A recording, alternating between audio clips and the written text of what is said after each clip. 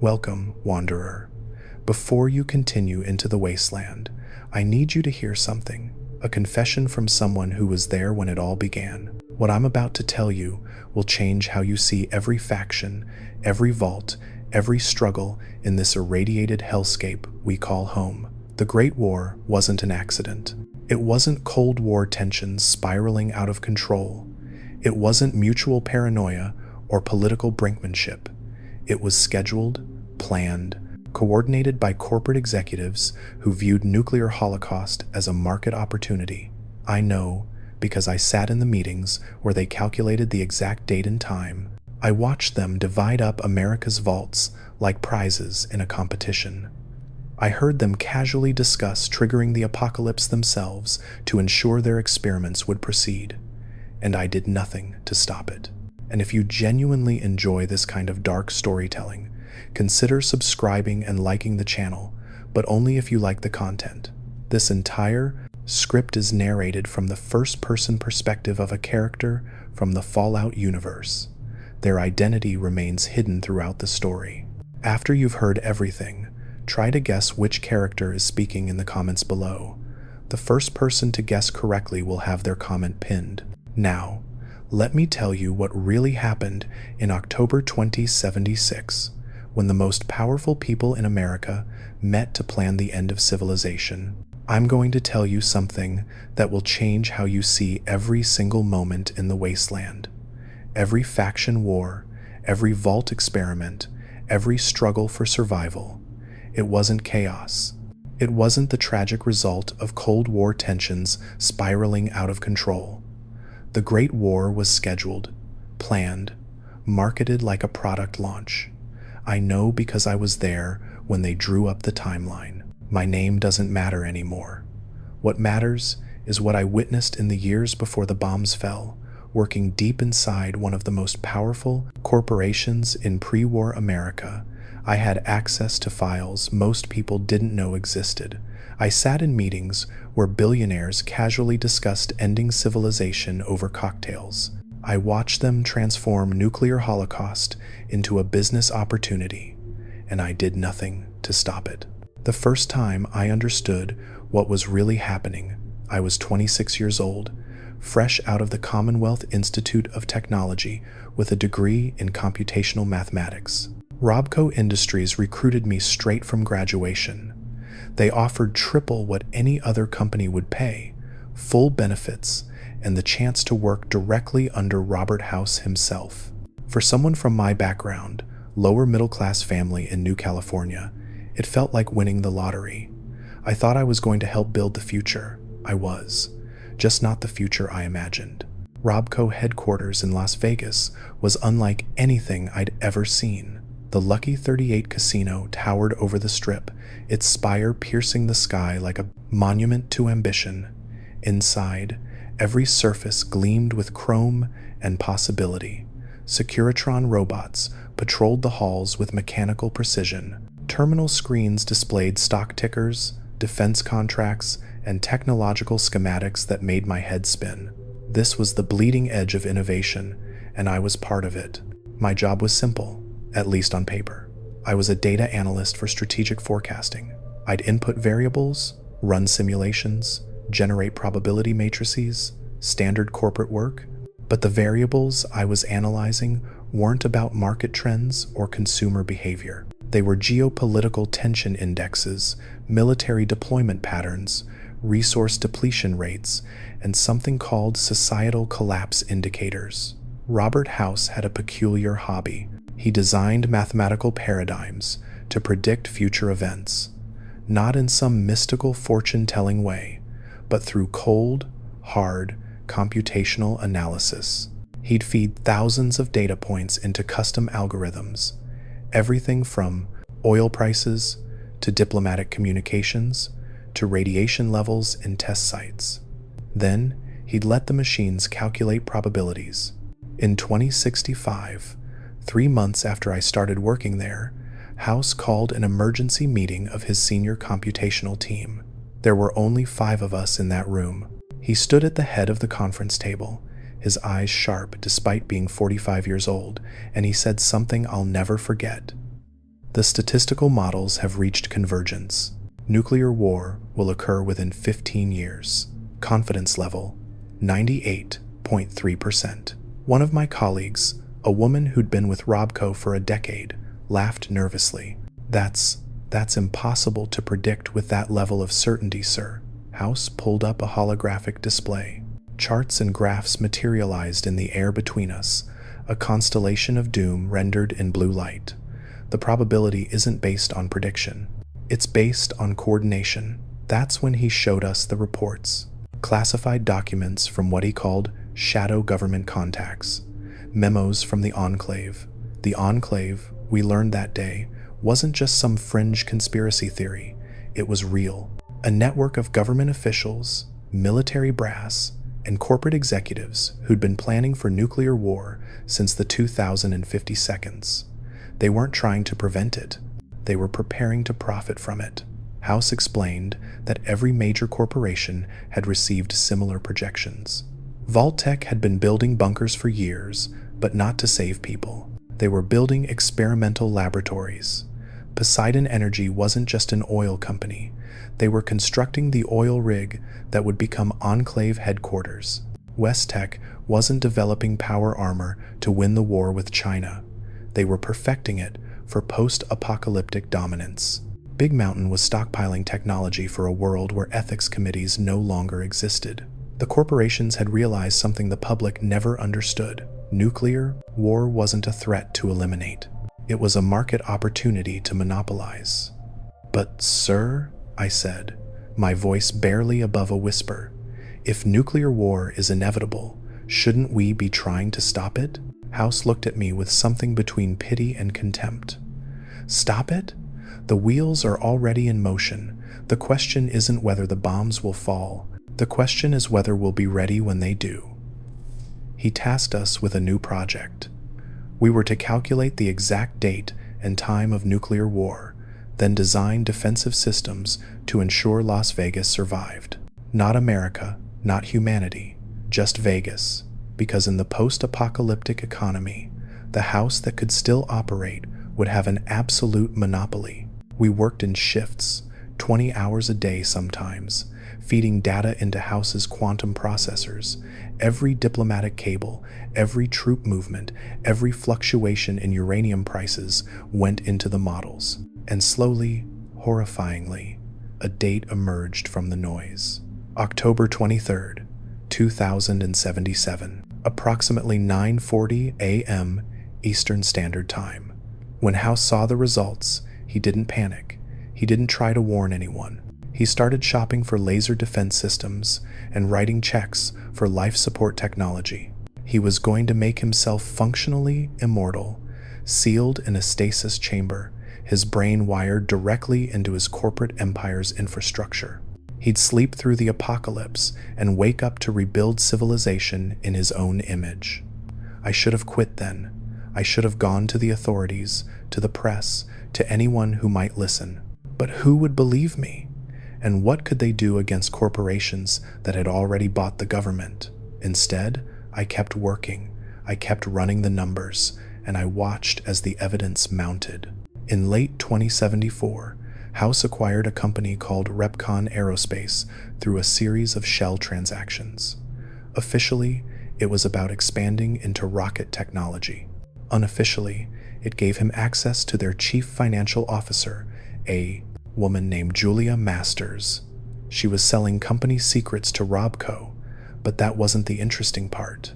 The interesting part was why House wanted those secrets. RobCo had contracts for orbital weapons platforms, satellites that could deliver nuclear payloads or intercept them. House was mapping every possible angle of attack and defense. Then, in early 2076, I stumbled onto something that made my blood run cold. I was reviewing old files, doing routine data cleanup, when I found a folder labeled October Meeting, Executive Contingency Planning. The access permissions were restricted, but someone had made an error in the security protocols. I had about 30 seconds before the system would lock me out. I downloaded everything I could. That night, in my apartment, I opened the files on an air-gapped terminal I'd built from scavenged parts.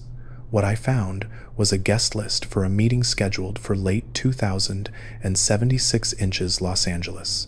Vault-Tec headquarters, basement level, soundproofed, conference room. The attendees read like a who's who of American corporate power. Barb Howard from Vault-Tec, Robert House from RobCo, Frederick Sinclair representing Big MT, Julia Masters from RepCon Aerospace, Leon von Felden from West-Tec, Bud Askins, Vault-Tec's Senior Vice President of Human Resources. There were meeting notes, preliminary agendas, proposals. Vault-Tec was offering something unprecedented. They had over 100 vaults spread across America. Most people thought these were legitimate fallout shelters. They weren't. They were experimental chambers. And Vault-Tec was offering other corporations the chance to claim vaults for their own research purposes. RobCo could test artificial intelligence governance. West-Tec could experiment with forced evolutionary virus applications on human subjects. Big MT could pump entire populations full of psychoactive compounds. RepCon could see how people responded to being governed by sophisticated machines. No oversight, no ethics committees, no legal consequences. The vaults weren't meant to preserve humanity. They were meant to create competitive testing grounds for post-war corporate monopolies. Each company would run their experiments, gather their data, and when the dust settled, whoever had the best results would own the future. But there was one line in those notes that made me physically ill. It was in Barb Howard's preliminary remarks. A bullet point for discussion. Ensure experiment timeline. Trigger nuclear exchange if necessary. They weren't just preparing for nuclear war. They were considering starting it themselves. I couldn't breathe. I sat there in my apartment, staring at classified corporate documents that detailed a conspiracy to end the world, and I couldn't make my lungs work properly. These weren't madmen ranting about apocalypse. These were educated, brilliant people, titans of industry, and they were treating the potential extinction of humanity as a scheduling problem. Over the next few months, I became obsessed with gathering evidence. I created backdoors into secure systems. I copied files onto hidden drives. I documented everything I could find about the corporate network that was preparing to profit from nuclear war. The more I learned, the worse it got. House wasn't the only one making calculated preparations.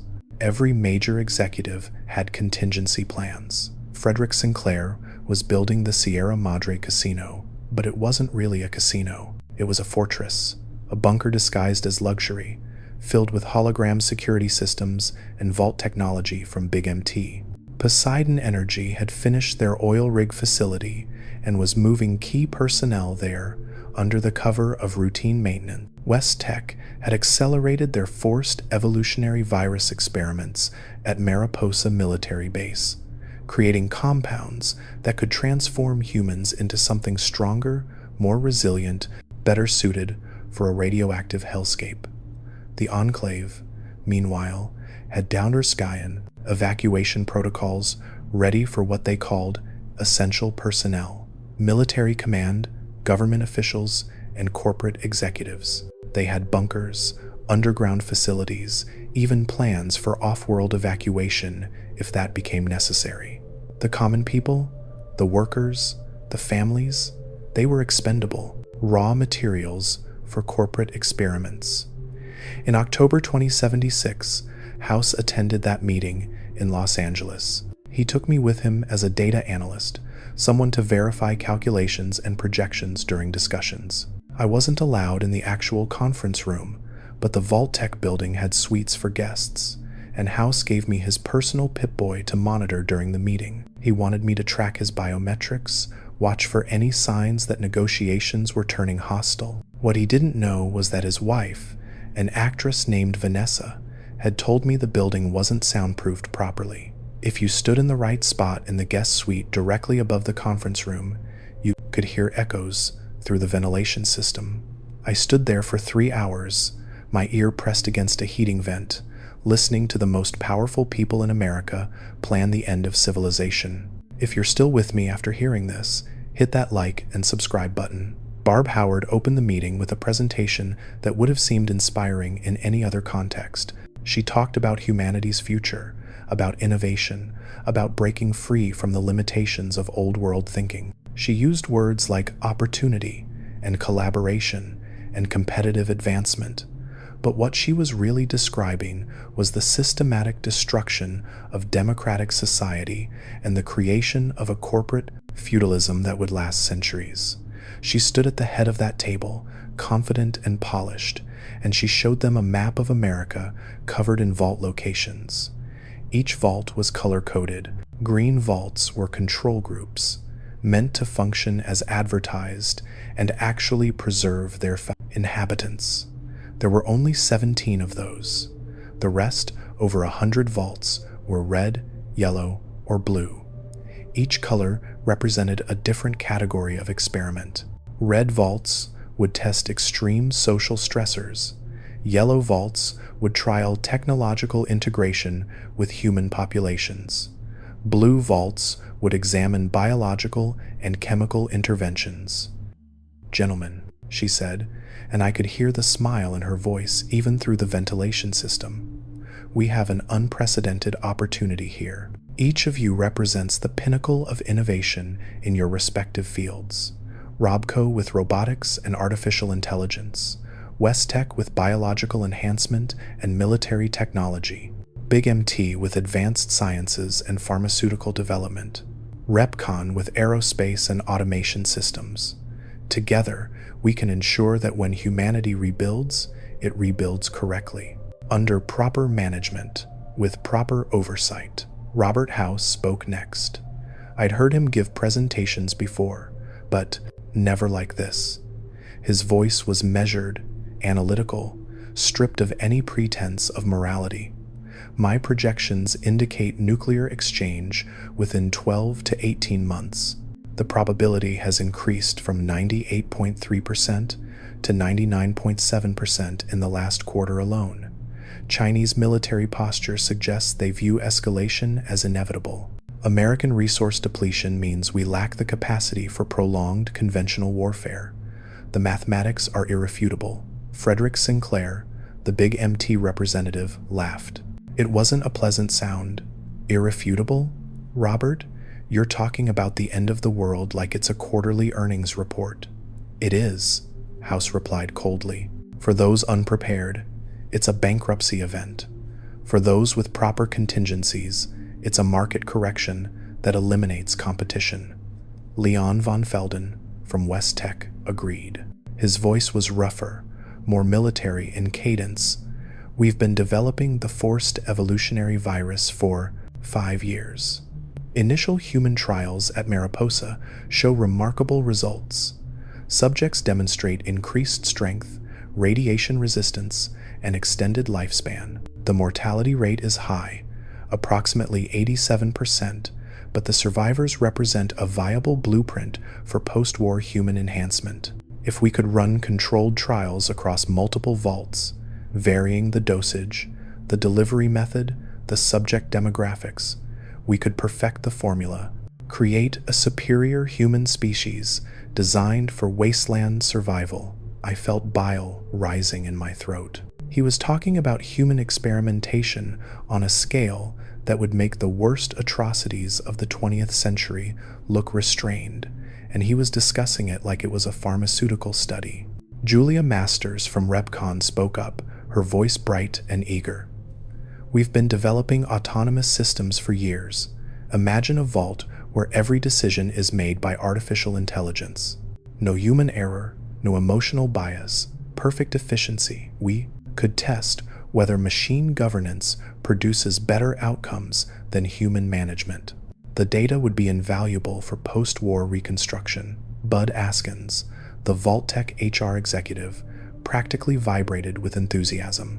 "I've been working on something I call Bud's Buds. It's a management training program combined with a breeding strategy. We select the best junior executives from Vault-Tec, people with the right attitude, the right skills, the right genetic markers. We freeze them in cryogenic suspension in one vault. Then we use 2 adjacent vaults as breeding pools. Every few years, We thaw one of the buds, install them as overseer of one of the breeding vaults, and they reproduce with the population. Over generations, we create a genetic line of supermanagers, people naturally suited for leadership, for organization, for control. When we emerge to reclaim the surface, we'll have a ready-made ruling class. The casual inhumanity of it stunned me. He was describing eugenics, selective breeding, generations of people raised as livestock to produce better managers. And everyone in that room was nodding along, considering the logistics, asking about implementation details. Barb Howard let them talk, let them pitch their visions of post-apocalyptic corporate dominance. Then she brought the conversation back to the central question. This all assumes, of course, that nuclear war actually happens, and happens on our timeline. Peace negotiations are ongoing. There's a non-zero probability that diplomatic solutions could delay or even prevent nuclear exchange, which would be, she paused, letting the weight settle, unfortunate for our investments. The room went quiet. I pressed my ear harder against the vent, terrified I'd miss what came next. Frederick Sinclair broke the silence. What exactly are you suggesting, Barbara? I'm suggesting that we have the capacity to ensure our experiments proceed. Vault-Tec has connections throughout the life. Military-industrial complex. Poseidon Energy has contracts with every major defense installation. RobCo supplies the operating systems for missile launch facilities. West-Tec has access to biological weapon stockpiles. RepCon builds orbital platforms. Between us, we have the capability to initiate nuclear exchange ourselves. On our timeline, under our control. The words hung in the air like poison gas. She'd said it, out loud, in a room full of corporate executives. Vault-Tec was proposing that they start nuclear war themselves. I expected outrage, shock, someone to stand up and leave. Instead, there was thoughtful silence. House spoke first. The risk analysis is complicated. If we trigger exchange prematurely, we might not be adequately prepared. My defensive systems aren't scheduled for final upgrade until October 23rd, 2077. That's the optimal date for Vegas survival. Earlier than that, and I lose significant protective capability. He wasn't objecting to starting a splation, nuclear war. He was negotiating the date. Von Felden from West-Tec nodded. Our FEV trials need another 6 to 8 months minimum, and we'd need assurance that Mariposa facility personnel are evacuated to secure locations before any exchange. Julia Masters chimed in. RepCon's orbital weapons platforms are still in final testing, but they could be operational within 9 months if we accelerate the timeline. They were doing it. They were actually planning this, discussing the logistics of ending civilization like it was a product launch. I wanted to scream, to burst into that room, to do something, anything, to stop this. But I was frozen, paralyzed by the enormity of what I was hearing. Bud Askins, ever the cheerleader, jumped in with enthusiasm. We've got time to prepare. My Buds program needs personnel selection and vault construction.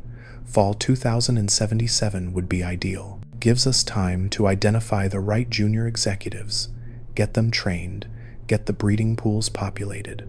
Plus, the later date means more vault sales, more revenue, better market penetration before the end. Barb Howard smiled. I couldn't see her, but I could hear it in her voice. Then we're in agreement. We prepare for self-initiated nuclear exchange in fall 2077. Each of you will coordinate with your respective organizations. Ensure your key personnel are positioned appropriately. Ensure your experimental protocols are ready for implementation, and ensure absolute secrecy. The success of this endeavor depends on the general public remaining unaware until the moment the bombs fall. Frederick Sinclair sounded uncertain. This is insane. You're talking about murdering billions of people to run corporate experiments. I'm talking about saving humanity, Barb countered smoothly. The old world is dying anyway. Resource depletion, environmental collapse, political instability. We're not causing the apocalypse, Frederick. we're scheduling it. And by scheduling it, we ensure that the right people, the competent people, the visionary people are positioned to rebuild. Would you rather leave the future to chance, to whichever government happens to launch first? Or would you rather ensure that the future is built by people who actually understand innovation and progress? The rationalization was terrifying because it was effective. I could hear the hesitation in Sinclair's response weakening. I suppose, if it's truly inevitable anyway. It is, House stated flatly. My models are never wrong. That was the moment I realized they were going to do it. This wasn't theoretical discussion. This wasn't contingency planning. They were genuinely going to start a nuclear war because it was profitable, because it eliminated regulatory oversight, because it gave them absolute control over humanity's future. The meeting continued for another hour. They discussed technical details, coordination protocols, communication channels. They established a shadow network for keeping each other informed without leaving official trails. They agreed to monthly status updates disguised as routine business meetings. They even toasted their partnership in humanity's future with what sounded like expensive champagne. When the meeting finally ended and the executives began filing out, I stumbled back from the vent. My hands were shaking. My mind was reeling. I had just listened to the most powerful people in America plan the end of the world, and I had done nothing to stop it. House returned to the suite 20 minutes later. He looked satisfied, energized even. Productive meeting, he said casually. The collaborative approach should yield excellent data. How were my vitals? I stared at him. This man I'd admired, whose genius I'd respected, who I'd thought was one of the great minds of our generation. He'd just agreed to end civilization for market advantage. Sir, I said, my voice hollow, they're planning to start a nuclear war. He looked at me with those sharp, calculating eyes. They're planning to ensure optimal conditions for post-war reconstruction. There's a difference. There's no difference. My voice cracked. You're going to kill billions of people. No, he corrected calmly. The geopolitical situation is going to kill billions of people. We're simply ensuring we're not among them, and that we're positioned to help survivors rebuild more efficiently. This is insane. This is evil. House sighed, like I was a disappointing student. Evil is a meaningless concept in the context of historical inevitability. The bombs are going to fall whether we like it or not. The mathematics prove it. All we're doing is exercising what control we can over an uncontrollable situation. You should be grateful you're working for someone who understands that. It means you'll survive. I wanted to argue, to convince him this was wrong, but I could see it in his eyes. He'd already made peace with this decision. To him, it was just another calculation in a lifetime of calculations. Morality didn't enter the equation. Over the next year, I watched the conspiracy unfold. House accelerated construction of his defense systems. Laser cannons were installed on the Lucky 38 roof. Missile intercept programming was loaded into satellite networks. He commissioned a special computer chip, something he called the Platinum chip, that would upgrade his Securitron army to military-grade combat capability. He scheduled its delivery for October 23, 2077, in the afternoon, giving him time to install it before the bombs fell in the evening. I kept copying files, every memo, every technical specification, every communication between the conspirators. I built hidden data caches, encrypted the files with quantum-resistant algorithms, prepared dead drops in locations that might survive nuclear war. I didn't know what I'd do with the evidence, but I had to preserve it somehow. Someone, someday, needed to know the truth.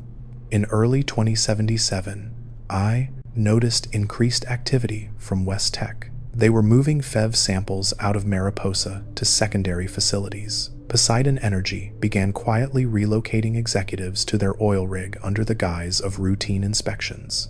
RobCo ran final tests on their orbital platforms. Vault-Tec doubled their advertising, pushing sales with apocalyptic urgency. Don't let the bombs catch you unprepared, their ads proclaimed, creating the very fear they planned to fulfill. Bud Askins was particularly active. He'd established his 3-vault complex in Los Angeles, Vaults 31, 32, and 33. Vault 31 was being fitted with cryogenic chambers for his buds, the junior executives he'd selected for his breeding program. Vaults 32 and 33 were being populated with carefully screened families, people who fit specific genetic and psychological profiles. They thought they were the lucky ones, chosen for guaranteed survival. They had no idea they were being groomed as livestock for a corporate eugenics experiment. I tried to warn people. Anonymously, carefully, I sent encrypted messages to journalists, to government officials, to anyone who might listen. But who believes conspiracy theories about corporations planning nuclear war? It sounded insane. I had evidence, but it was all classified, all stolen, all inadmissible. Anyone I approached either thought I was crazy or was too terrified to act. In June 2077, I made a mistake. I got sloppy. I was copying files from House's personal server, documents about the exact timing of the planned nuclear exchange, and I triggered a security protocol I hadn't noticed. House's system was sophisticated enough to flag the data breach, even though I'd tried to mask it as routine network traffic. He called me into his office the next morning. I knew immediately that he knew. "You've been stealing from me," he said without preamble. "For over a year. Classified documents, strategic plans, confidential communications. Did you really think my security systems wouldn't eventually detect it?" My mouth went dry. "Sir, I can explain. Don't bother." He held up a hand. "I know exactly what you've been doing and why. You're horrified by what you learned. You think exposing the conspiracy will prevent it? You're wrong. The conspiracy, as you call it, is simply pragmatic people preparing for mathematical inevitability. But I understand your reaction. It's a common emotional response to uncomfortable truths. So what are you going to do?" I asked. "Kill me? Make me disappear?" House actually smiled. "Kill you? That would be wasteful. You're an excellent analyst, and your moral objections don't negate your professional value. No, I'm going to offer you a choice. You can accept assignment to one of Vault-Tec's experimental facilities. You'll be safe, you'll survive the apocalypse, and your skills will be utilized in post-war reconstruction. Or," he paused, "you can continue your current path, refuse the assignment, and face the consequences when the bombs fall, because they will fall. October 23rd, approximately 9:47 a.m. And when they do, your moral stance won't protect you from the radiation." I stared at him. He was offering me survival in exchange for complicity. A vault assignment meant becoming part of the very system I was trying to expose. But refusing meant certain death. "Which vault?" I asked quietly. "Does it matter? You'll be alive." "It matters to me." He consulted a terminal. Vault-Tec has several positions available for technical specialists. Vault 114 needs computing expertise. Vault 106 could use analytical support. Vault 22 has openings in their agricultural research division. I'd seen the experimental protocols for those vaults. Vault 114 was designed to be permanently unfinished, testing human response to perpetual construction chaos. Vault 106 was going to be flooded with psychoactive compounds through the air system. Vault 22 was a biological experiment with aggressive plant growth. Every option was a different flavor of nightmare.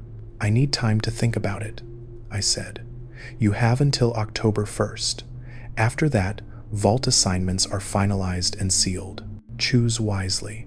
I left his office knowing I had 4 months to decide between dying free or surviving as a prisoner in a corporate torture chamber disguised as a safety shelter. If this story has kept you listening this far, and you want more of these dark confessions from the wasteland, hit that like button. It really motivates me to create similar Fallout lores. I spent those 4 months in a state of barely controlled panic. By day, I continued my work at RobCo, running calculations, maintaining systems, pretending everything was normal. By night, I worked frantically to preserve every piece of evidence I'd gathered. I built physical archives, buried encrypted hard drives in remote locations, created redundant backups scattered across the American Southwest.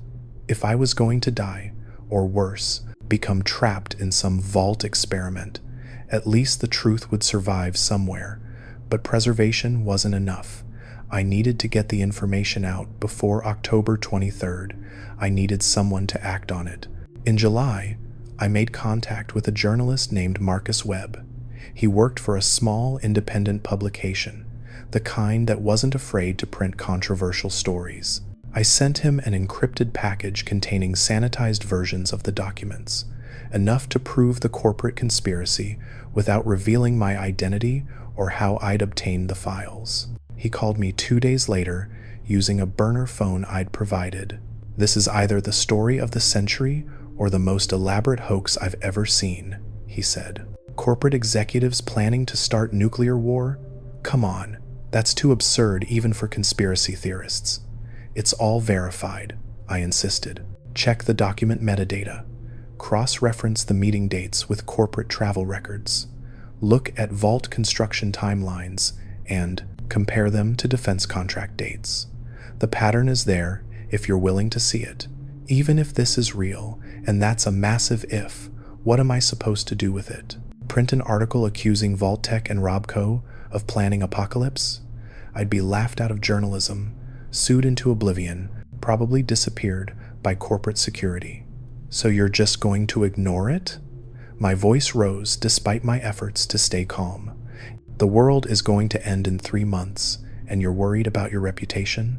He was quiet for a long moment. "Send me more. Something I can independently verify. Something that proves this isn't just elaborate fiction. Give me that, and I'll risk my career. But I'm not publishing unverifiable accusations against the most powerful corporations in America based on anonymous documents." I sent him more. Technical specifications that matched publicly available vault designs. Financial records showing suspicious fund transfers between the conspirators. Communications, logs that correlated with known corporate meetings. Everything I could provide without completely exposing myself. He investigated for 3 weeks. Then he called again. "I believe you," he said simply. "I've verified enough of this to know something's happening. But here's the problem. I can't publish. My editor killed the story. Said it was too dangerous, too controversial, too likely to result in lawsuits that would destroy the publication. I tried taking it to larger outlets. Same response everywhere. Nobody wants to touch it." My heart sank. "So that's it? We just let it happen?" "I didn't say that." His voice hardened with determination. "I'm going independent, self-publishing. I've got contacts in the underground press, people who aren't afraid of corporate retaliation. We're going to print physical copies, distribute them throughout major cities, get the word out however we can. It won't stop what's coming, but at least people will know the truth." "When?" I asked urgently. "When can you publish?" "Early October. We need time to verify sources, prepare layouts, arrange distribution networks. I'm not rushing this and getting it wrong." Early October. Less than a month before the bombs fell, it might be enough time to create public pressure, to force government investigation, to disrupt the conspiracy. Or it might just mean a lot of people would die knowing they'd been betrayed. I gave him everything I had. Every document, every recording, every piece of evidence. Then I waited. August crawled by with agonizing slowness. I watched the news obsessively, looking for any sign that someone was investigating, that someone cared. Nothing. The world continued its oblivious march toward destruction. People worried about their jobs, their relationships, their mundane daily concerns. They had no idea that in less than 3 months, none of it would matter. House called me into his office again in late August. "You've been distracted," he observed. "Your work quality hasn't declined, but your focus has. Are you still wrestling with moral objections to our preparations?" I forced myself to meet his eyes. I've made my decision about the vault assignment, and I'm not taking it. I'd rather die free than survive as part of your experiment. He studied me with something that might have been respect. That's admirably principled and utterly foolish. You realize you're choosing death over survival based on abstract ethical concerns? They're not abstract. You're planning to murder billions of people. We're not murdering anyone, he corrected with infuriating calm. China is going to launch nuclear weapons because they're losing the resource war and see no other option. America will retaliate because that's how mutually assured destruction works. The cascade is inevitable. We're simply positioning ourselves to survive it and rebuild afterward. Your death won't change that reality.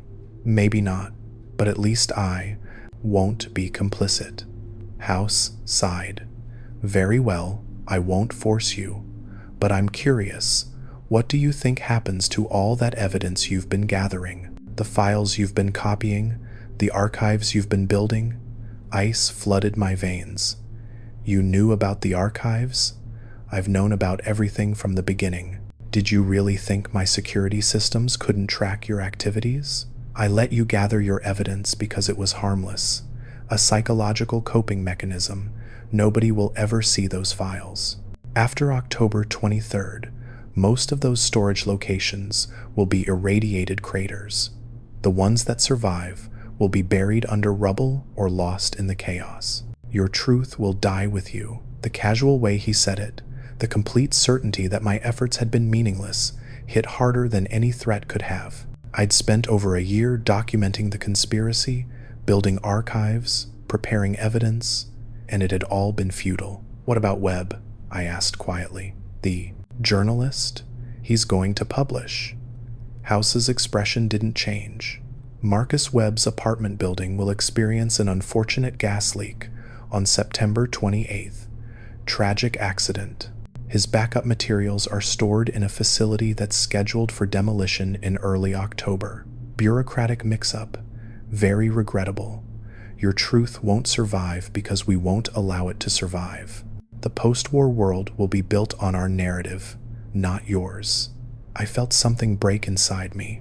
Not just hope, but the fundamental belief that resistance mattered, that truth had power, that individual action could make a difference. House had systematically dismantled every attempt I'd made to expose the conspiracy, and he'd done it so efficiently that I'd never even realized I was already defeated. Why are you telling me this? My voice sounded dead even to my own ears, because I want you to understand something. House leaned forward slightly. The world that's coming, the post-war wasteland, it will be, shaped by people who understand that morality is a luxury of stable societies. In the aftermath, only pragmatists survive. Only those willing to make hard calculations and harder choices. Your principles are admirable in peacetime. In the wasteland, they're a death sentence. He stood, walked to the window overlooking the Vegas Strip. The lights blazed against the desert night, a monument to human ambition and excess. I'm giving you one last chance. Take the vault assignment, survive, use your considerable intelligence to help rebuild. Or die here when the bombs fall, clutching your moral superiority like it means something. I should have taken his offer. Any rational person would have. Survival trumps principles. Living to fight another day makes more sense than dying for abstract ideals. But I was so tired of being complicit, even passively, in their plans. No, I said. I'm not going to help you build your corporate dystopia. House nodded slowly. Then I suppose this is goodbye. You have my genuine respect for what that's worth. Most people lack the courage of their convictions. I left RobCo that night and never returned. September passed in a blur of desperation and grief. I tried reaching other journalists, other activists, anyone who might care. But House had been thorough. Marcus Webb died exactly as predicted. Gas leak, tragic accident. Other journalists I contacted either ignored me or suddenly stopped responding after initial conversations. The conspiracy had eyes everywhere, resources I couldn't match, influence I couldn't counter. By early October, I'd accepted that I couldn't stop what was coming. The bombs would fall, billions would die. The corporations would get their experiments and their post-war monopolies. All I could do was bear witness. I spent my remaining time in Las Vegas, watching the city that House was preparing to save. He'd built an impressive defensive network, laser cannons on the Lucky 38 roof capable of shooting down incoming missiles, radar jamming systems to confuse targeting computers, hardened bunkers for his Securitron army. If his calculations were correct, Vegas would survive relatively intact while the rest of America burned. On October 22nd, I received an encrypted message from an unknown sender. It contained coordinates to a location outside the city and a single line of text. If you want to survive, be here at 8 a.m. tomorrow. I almost deleted it. It was obviously a trap. Corporate security coming to eliminate a loose end. But I was going to die anyway when the bombs fell. At least investigating the message gave me something to do on my last day alive. The coordinates led to an abandoned mining facility about 20 miles outside Vegas. I arrived just after dawn, expecting armed guards or some kind of ambush. Instead, I found a single person waiting by a dusty pre-war truck. It was Vanessa, the actress who'd inadvertently helped me eavesdrop on the conspiracy meeting Cooper, Howard's wife. I'd met her a few times at RobCo corporate events, always pleasant, always charming. She looked different now, harder, frightened. "You're the analyst," she said. It wasn't a question, the one who's been trying to expose what my husband learned. "How did you know?" "I know a lot of things, including that the bombs fall today at 9:47 a.m. Robert House's security protocols aren't as secure as he thinks, especially when you know his personal override codes." I stared at her. "You have House's security codes?" "Cooper got them months ago. He's been spying on House, on Vault-Tec, on all of them, trying to figure out how deep the conspiracy goes." She laughed bitterly. "Turns out it goes all the way down. My bosses at Vault-Tec, they're the ones orchestrating everything, and I've been working for them, promoting their vaults, helping them sell survival to people who don't know they're buying prison cells. Why are you here? Because I can save one person. Just one. There's a private vault, not part of the official Vault-Tec network, built by someone who wanted protection without the experiments. It's stocked, sealed, and has enough supplies for one person to survive for years. The coordinates are programmed into this truck's navigation. Get there before 9 a.m., seal the door, and you might live through this." Hope, that dangerous thing I'd thought was dead, flickered back to life. "Why me? Why not save yourself or your family?" Her expression crumpled. "Cooper has our daughter today. They're at a birthday party in the Hollywood Hills. I tried calling, tried warning him, but he won't answer. He's angry about what I've done, working for Vault-Tec, being part of this, and now I can't reach him. I can't save them, but I can save someone who tried to stop this, someone who deserves to survive more than I do." She pressed the truck keys into my hand. "Go, now. You have less than 2 hours." I looked at her, this woman who'd been part of the Kyard conspiracy, who'd promoted the vaults that would torture thousands of people, and I saw genuine remorse, genuine horror at what she'd been part of. "Come with me," I said. "The vault can support 2 people if we ration carefully." She shook her head. "I need to keep trying to reach Cooper and Janie. I need to try to get them to safety, even if it's probably too late. And honestly, I don't deserve to survive this. I helped make it happen." Before I could argue further, she pushed me toward the truck. "Drive. Please. Let something good come from this nightmare." I drove. The vault was exactly where she said it would be, hidden in a canyon, disguised as a utility station. The door was heavy pre-war steel, the kind designed to withstand nuclear blast. Inside, it was small but well-equipped. Food, water, medical supplies, even a functioning terminal with access to radio frequencies. I sealed the door at 9:32 a.m., 15 minutes to spare.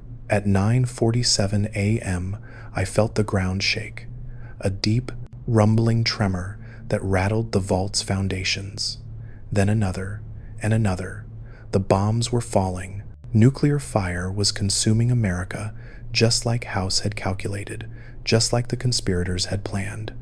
I sat in that vault, listening to the world end, and I activated the radio terminal. Most frequencies were dead, just static. But a few emergency broadcasts were still running, automated systems announcing the apocalypse in mechanical voices. Nuclear detonations confirmed in Los Angeles, Washington, D.C., Boston, New York. All citizens are advised to seek immediate shelter. This is not a drill. Repeat, this is not a drill. Los Angeles, where Barb Howard's daughter was at that birthday party, where Cooper Howard, the actor who tried to expose the conspiracy, was probably dying in nuclear fire while the corporations he'd fought against survived in their fortified bunkers. I stayed in that vault for 5 years, long enough for the initial radiation to decay to survivable levels, long enough to confirm through radio intercepts that the conspirators had succeeded. The Enclave had survived on their oil rig. Vault-Tec's experiments were proceeding as planned. House had saved Vegas, though his defense systems had malfunctioned and put him into a coma. The corporations had won. When I finally emerged, the wasteland was everything they designed it to be. Chaotic enough to prevent organized resistance, stable enough to preserve their experimental populations, dangerous enough to justify authoritarian control. Perfect. I've spent the last 2 centuries moving through this wasteland, documenting what the vaults became, tracking the corporate legacy that shaped everything. I've seen Vault 106's psychotic survivors, their minds destroyed by Sinclair's psychoactive compound. I've encountered West-Tech's super mutants, the successful products of von Felden's forced evolutionary virus. I've watched House's Securitron army patrol the Vegas Strip, enforcing the corporate vision of order. I've traced the Enclave's attempts to reclaim America in their image. Every faction, every conflict, every struggle for power in this wasteland traces back to that meeting in October 2076. The Brotherhood of Steel, founded by soldiers who discovered West-Tech's FEV experiments, the New California Republic, built by vault dwellers who were part of Vault-Tec's control groups, Caesar's Legion, a reaction against the corruption and incompetence of pre-war corporate thinking. Even the raiders and scavengers, they're part of the design. Chaos actors that prevent stable communities from forming and challenging corporate remnants. The wasteland isn't random. It's not accidental. It's a carefully engineered testing ground for corporate governance without democratic oversight. Every element serves a purpose in their grand experiment. And the worst part? Most people in the wasteland have no idea. They think the Great War was a tragic accident, Cold War tensions gone too far. They don't know it was scheduled. They don't know their struggles are part of someone else's data collection. They don't know that somewhere, in bunkers and oil rigs and frozen vaults, the conspirators or their successors are watching, learning, preparing to emerge, and claim ownership of the world they deliberately destroyed. I've tried to tell people. I've left holotapes, written terminals, entries, carved warnings into walls. But who believes conspiracy theories in a world where survival is the only priority? Who has time to worry about pre-war corporate plots when raiders are attacking or radiation is poisoning their water? The truth died with the old world, and the new world is exactly what they wanted it to be. You're probably wondering how I'm still alive to tell this story, how someone who lived through the Great War, who spent 2 centuries documenting the wasteland, can still be here, still be coherent, still remember every detail of that meeting in October 2076. The answer is complicated, and it starts with something I haven't told you yet. That private vault Vanessa sent me to, it wasn't just any shelter, it was a prototype, one of the experimental designs that never made it into the official Vault-Tec catalog because the technology was too expensive, too risky, too experimental even by their standards. When I first entered, I thought it was a standard survival vault, but after the shaking stopped, after the bombs finished falling, I started exploring the facility properly. That's when I found the medical bay, and the cryogenic chambers, and the life extension technology that looked disturbingly similar to what Robert House had commissioned for himself. There was a terminal with detailed instructions. The vault's original occupant, whoever they were, had planned to use cryogenic suspension to survive not just the initial radiation, but centuries of wasteland development.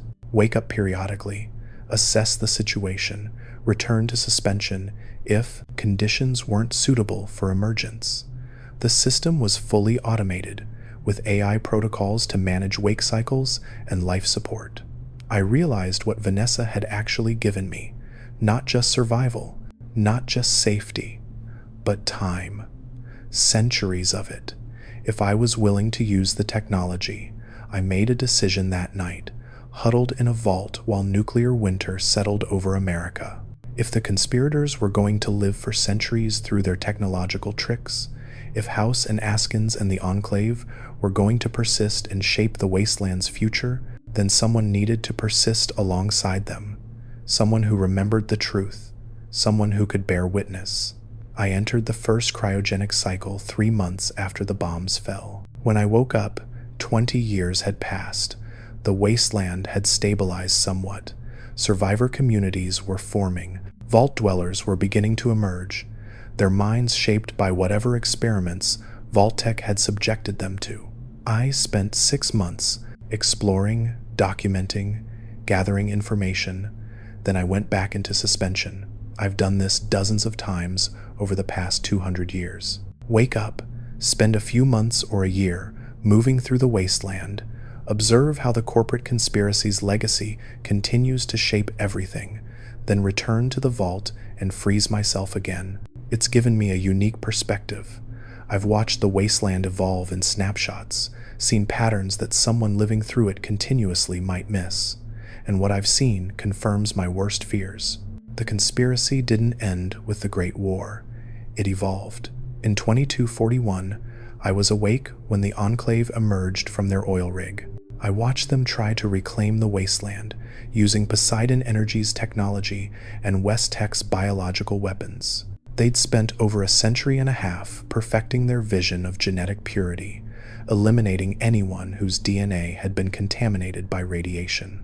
They saw themselves as humanity's rightful rulers, the inheritors of corporate and governmental authority. They almost succeeded. They had power armor, advanced weapons, resources that dwarfed anything the wasteland communities could muster. But they'd made a critical error. They'd spent so long isolated from the actual wasteland that they didn't understand it. They treated people like subjects in an experiment rather than as actual humans fighting for survival. And eventually, that arrogance destroyed them, or so everyone thought. I know better. The Enclave didn't die on that oil rig. Fragments survived, scattered across America, still carrying their pre-war ideology, still believing they had the right to control humanity's future. I've encountered them over the years. Different branches, different leaders, but the same fundamental belief that corporate and governmental elites should shape the world according to their vision. In 2277, I was awake when the Brotherhood of Steel found the Pentagon and the Enclave remnants hiding there. Another war. More people dying because of pre-war corporate decisions. The Brotherhood, for all their idealism about preserving technology, were themselves a product of the conspiracy. Founded by soldiers who discovered West-Tech's FEV experiments, they'd built an entire ideology around controlling dangerous pre-war technology. They didn't realize they were still serving the conspirators' purpose, keeping advanced technology out of civilian hands, maintaining the scarcity that prevented true post-war recovery. In 2281, I made it to New Vegas. I had to see what had become of House's grand vision, and there he was, exactly as he'd planned, still alive after 2 centuries, sealed in his stasis chamber, his mind wired into his corporate infrastructure. He'd saved Vegas from nuclear destruction. He'd built a functioning city-state. He'd achieved everything he'd set out to do. I watched from a distance as he manipulated events, playing the NCR and Caesar's Legion against each other, positioning himself as the indispensable third option. The house always wins. That was his motto, and he was right. Despite everything, despite the apocalypse, despite 2 centuries of wasteland chaos, Robert House was still winning. I even saw the Lucky 38, that towering monument to pre-war corporate ambition. I thought about going inside, confronting him, telling him I'd survived despite his predictions. But what would be the point? He'd just calculate the probabilities, assess the variables, and factor me into his equations. I'd become another data point in his endless simulations. So I stayed in the shadows, watching, documenting, bearing witness. I've been to the Big Empty, what they called Big MT before the war. The think tank scientists are still there, their brains preserved in jars, their humanity stripped away by the very technology they created. Frederick Sinclair's contributions to their research are everywhere. The hologram technology, the vending machines, the experimental weaponry, all designed before the war, all implemented according to the conspiracy's plans. I've explored the Sierra Madre, that monument to Sinclair's paranoia and obsession. The casino still stands, surrounded by the cloud that Big MT developed, filled with holograms that kill anyone they detect. Sinclair died there, separated from his love, trapped by his own security systems. There's a certain poetic justice in that. He helped plan the apocalypse, and the apocalypse's technology killed him. I've investigated vaults across America. Vault 87, where West-Tech's FEV experiments created super mutants. Vault 106, where Sinclair's psychoactive compounds drove people insane. Vault 112, where a mad scientist named Braun trapped people in virtual reality simulations for his own amusement. Vault 114, deliberately left unfinished to test social stress.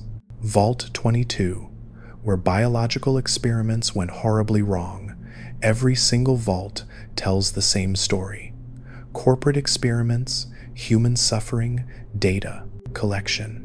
The people who lived in these vaults thought they were the lucky ones, chosen for survival. They didn't know they were lab rats in a 200-year experiment. And Bud Askins' special project, Vaults 31, 32, and 33, I found them. The 3 interconnected vaults in Los Angeles, still running his breeding program after all these years. His buds, still frozen in Vault 31, periodically thawed to serve as overseers, mixing their genetics with the breeding populations in the other vaults, creating his super managers generation after generation. I watched from outside as one of those overseers, a man named Hank McLean, dealt with a crisis. Vault 32 had figured out the truth. The residents discovered they were breeding stock for a corporate eugenics program. They rebelled. They destroyed themselves rather than continue being used. But the program continued anyway. Askins, that brain in a Roomba, just cleaned up the mess and continued his experiment. Because that's what the conspiracy does. It adapts, it persists, it finds ways to continue no matter what obstacles arise. I've seen the new California Republic grow from a small community into a sprawling government trying to rebuild democratic society. They think they're creating something new, something better than the old world. They don't realize they're building on Vault-Tec's foundation. Most of their leadership came from Vault 15, a vault designed to have diverse, argumentative populations, specifically to test whether democracy could function under stress. The NCR isn't an organic development, it's an experimental result. Caesar's Legion, that brutal empire built on slavery and conquest, Caesar himself came from the followers of the apocalypse, a group dedicated to preserving pre-war knowledge. He used that knowledge to create a deliberately anti-technology society, rejecting the corporate systems that destroyed the old world. In a twisted way, he's reacting against the very conspiracy that shaped everything. but his reaction is itself predictable, another data point in the grand experiment. Every major faction, every significant development in the wasteland's 200-year history can be traced back to pre-war corporate planning. The conspiracy isn't some hidden shadow organization anymore. It's the foundation of everything. The wasteland was designed, and it's working exactly as intended. You want to know the really terrifying part? They're getting ready to emerge. During my last wake cycle, I intercepted communications between Enclave remnants, Brotherhood chapters, and unidentified corporate facilities. There are sealed vaults out there, executive bunkers that haven't opened yet, facilities that have spent 2 centuries preparing for this moment. They're watching the wasteland, assessing whether it's ready for proper management. The NCR and Legion are weakening each other at Hoover Dam. House is consolidating power in Vegas. The Brotherhood is fragmenting into competing chapters.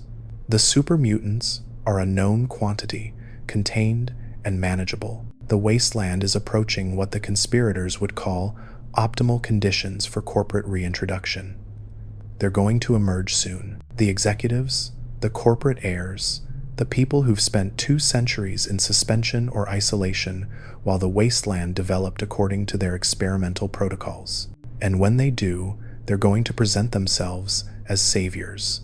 They'll have advanced technology, organizational expertise, resources the wasteland desperately needs. They'll offer order, stability, progress, and people will accept them, because who remembers that these same corporations deliberately caused the apocalypse? Who knows that the wasteland's chaos was engineered? Who understands that accepting corporate rule means validating everything they did? The evidence I've gathered over 2 centuries, the documentation I've compiled, the truth I've preserved, it won't matter. Because the wasteland needs what they're offering. Survival trumps justice. Stability trumps truth. The corporations knew this. They planned for it. They created conditions where people would be desperate enough to accept any authority that promised security. I could try to stop them. I could release my evidence, broadcast the truth, try to warn people about what's coming. But I learned that lesson in 2077. The truth doesn't stop the conspiracy. Power does. Resources do. And I don't have either. So instead, I'm leaving this recording, this confession, this warning that probably won't be heard until it's too late. I'm leaving it in multiple locations across the wasteland, hidden in vaults, buried in corporate facilities, encoded in computer systems that might survive another century. Someday, someone might find it.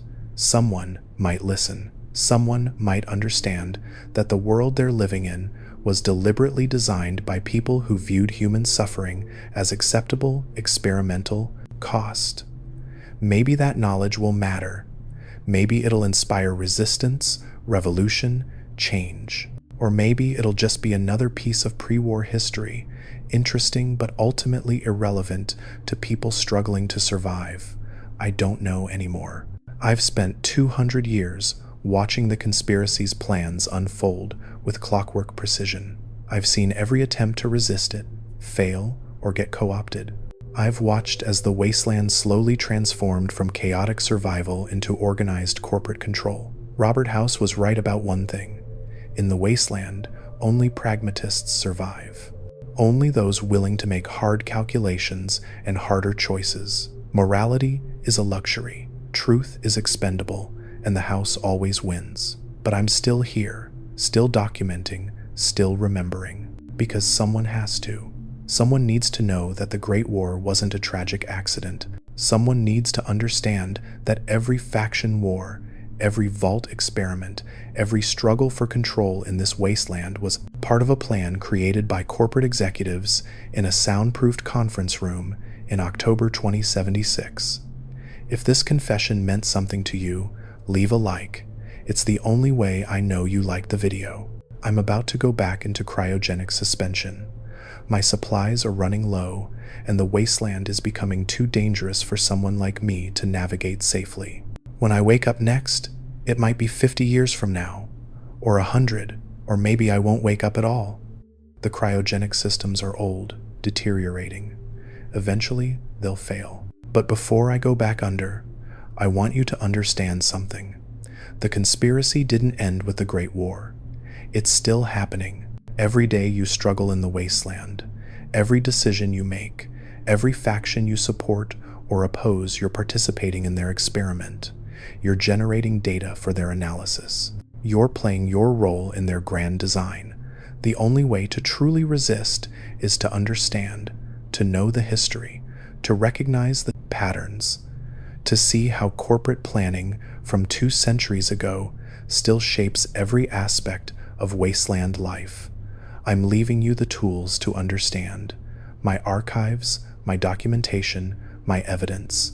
It's scattered across the wasteland, hidden in places the corporations might not think to look. Terminal entries, holotapes, physical documents preserved in radiation-proof containers. Find them, study them, learn the truth. And when the corporate executives emerge from their bunkers and vaults, when they offer you security and stability and progress, remember what they did to get there. Remember that they scheduled the apocalypse like it was a product launch. Remember that they viewed billions of deaths as acceptable experimental cost. Remember that the wasteland's suffering was engineered to make you desperate enough to accept their authority. You deserve to know who's really responsible for the world you're living in. Not China, not American politicians, not Cold War paranoia, corporate executives.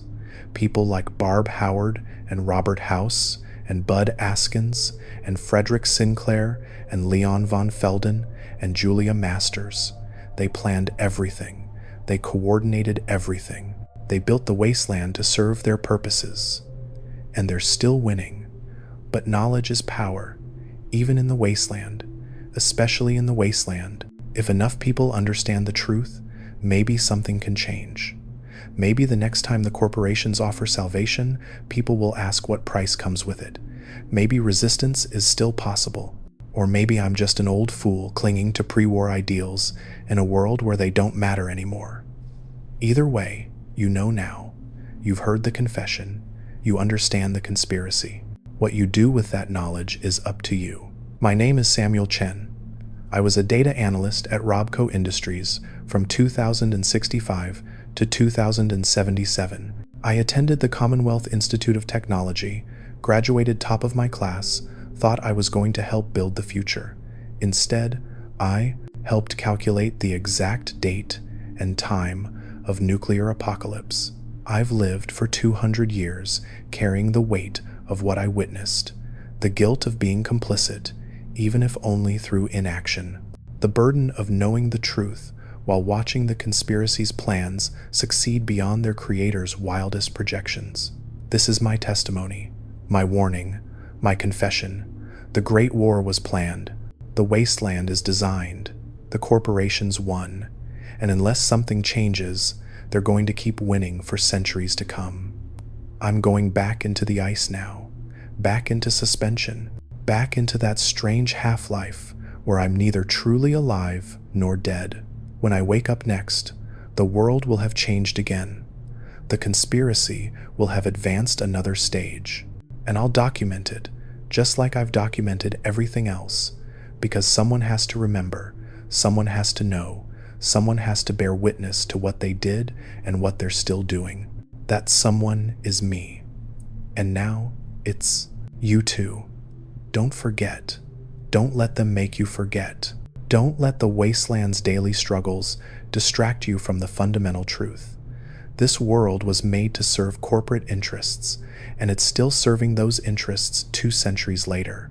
Fight, resist, remember, or accept their authority and become another subject in their eternal experiment. The choice is yours. I've said everything I can say. I've left you everything I have. The rest is up to you. Goodbye and good luck. You're going to need it.